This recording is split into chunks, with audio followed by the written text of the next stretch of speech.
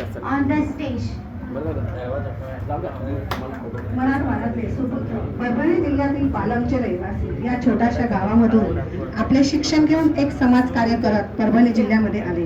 परभणी जिल्ह्यात त्यांनी आपल्या प्राथमिक शाळेची स्थापना केली. प्राथमिक शाळेतून असंख्य विद्यार्थी बाहेर पडले. प्राथमिक, माध्यमिक आणि सामाजिक कार्यात हळूहळू सक्रिय झाले.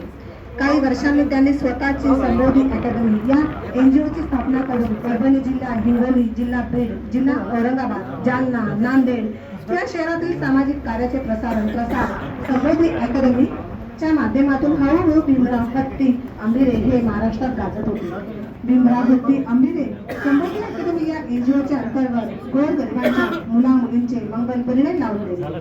सामाजिक कार्यात अग्रेसर असणारे व्यक्तिमत्व राजकीय, सामाजिक, शैक्षणिक, सांस्कृतिक या कार्यात सर्वाधिक पुढे येणारे मराठवाड्याचे सुपुत्र यांनी हिंगोली जिल्ह्यात नागेशवाडी येथे भव्य बुद्ध मंदिर उभे केले आहे. याबद्दल विरासती धम्मांची बुद्ध विचारांची आणि भक्तांची यांना राहण्याची व्यवस्था केली आहे. भीमराव हत्ती आंबिरे यांनी राज्याचे माजी संरक्षण मंत्री तथा पुढचे 2 मिनिटं मॅडम.